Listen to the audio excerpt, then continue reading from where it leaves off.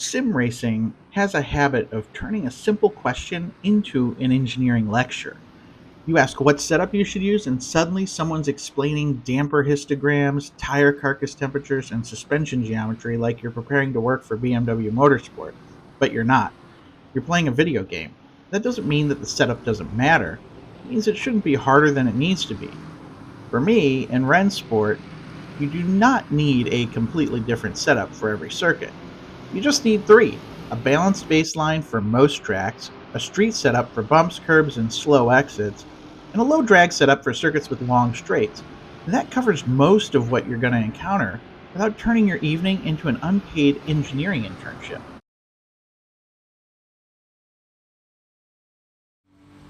These are race setups. They're not built to produce one heroic qualifying lap while the car tries to kill you. They're designed to stay predictable over a full stint, protect the tires, and work properly on a controller. And that means the car may feel slightly calmer than an aggressive hot lap setup. And that's intentional. Every slide creates heat, and every correction costs time. Every unnecessary traction control intervention, it means you ask too much from the rear tires. A race setup should make the car easier to repeat. It should behave on lap 10 roughly the same way it behaved on lap 3. The default RENNSPORT setup, it's not useless either. Most of the values can stay right where they are. We're changing the settings that actually matter.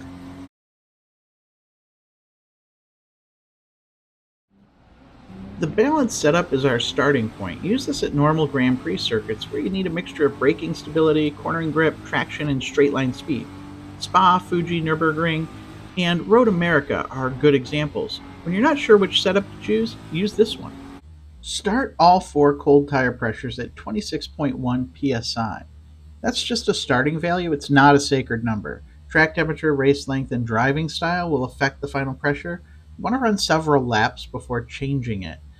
For alignment, front camber is minus 3.5 degrees and rear camber is minus 2.5 degrees. These values are slightly less aggressive than the original setup, and that puts more of a tire onto the track during braking and acceleration and should help reduce uneven wear. The front toe is minus zero point zero 0.02 degrees, and the rear toe is going to stay at zero point zero 0.08 degrees. The small amount of front toe keeps the steering responsive without constantly dragging the front tires across the track. The rear toe remains higher because rear stability is useful, particularly on a controller. Could we remove more toe and theoretically gain a little speed? Yes. Could we also make the rear more nervous and throw the car into a wall? Also, yes. For a race setup, we want to keep the stability. The front anti roll bar is going to stay at 3, and the rear anti roll bar is going to drop to 2. That softer rear anti-roll bar is one of the most useful changes in the setup. It's going to allow the rear wheels to respond more independently over curbs and uneven surfaces. It also improves traction when you begin applying power. Front ride height is going to remain at 60 millimeters and rear ride height will remain at 75 millimeters. Brake balance 54%, ABS 11, and traction control will keep at 8. Traction control 8 is not there because we have given up on driving. It's there because this is a race setup, and small amounts of wheel spin add heat and wear even when the slide is not obvious. Traction control 8 gives us a little protection without completely smothering the car. The balanced rear wing is going to be 6. That gives the BMW enough rear support through fast corners without creating excessive drag. Differential power is 35%, differential coast is 50%, and differential preload is going to be 80 newton meters. In simple terms, this gives the car enough locking under power to accelerate cleanly while still allowing it to rotate when you release the brake and enter the corner. There is more complexity available here, but you don't need all of that right now. The balanced setup should feel stable under braking, manageable through the center of the corner, and progressive when you return to the throttle. That's the point.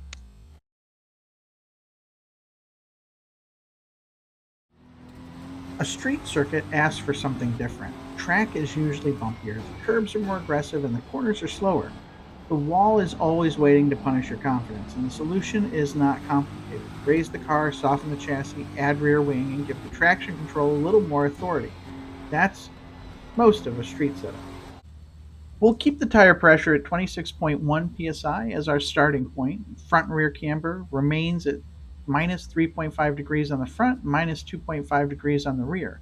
Front toe becomes minus 0.05 degrees. That gives the car a little more initial response in tight corners. Front ride height increases from 60 to 65 millimeters. Rear ride height increases from 75 to 80 millimeters.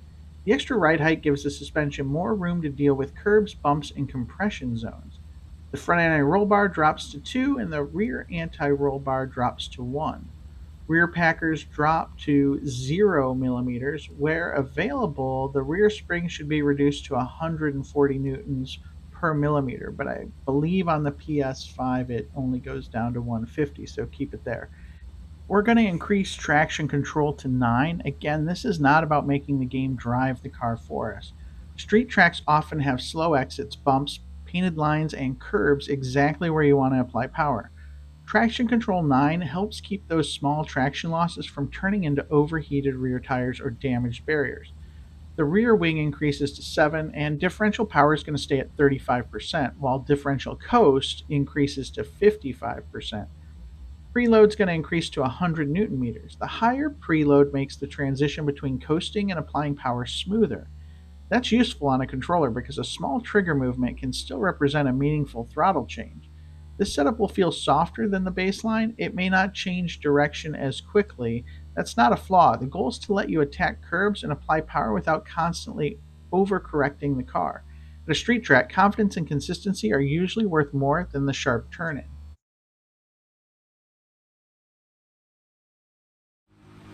The low drag setup moves in the opposite direction. We're reducing rear wing and removing some alignment drag so the BMW accelerates better and carries more speed down long straights. It's particularly useful at places like Monza or Le Mans, but lower drag is not free speed. When you remove wing, you also remove stability. The car becomes faster in a straight line and less secure through fast corners. And that's the trade. There is no secret trick that gives you both. The tire pressure again begins at 26.1 psi. Front camber is going to become minus 3.3 degrees, with rear camber becoming minus 2.3 degrees. Front toe will become 0 degrees, while rear toe drops to 0.05 degrees. The reduced camber and toe lower tire scrub and rolling resistance. The car may feel slightly less eager during initial turn in, but it should carry speed more efficiently along the straights. Ride height returns to the balanced values of 60 millimeters at the front, 75 millimeters at the rear, and the anti-roll bars also will return to 3 at the front and 2 at the rear.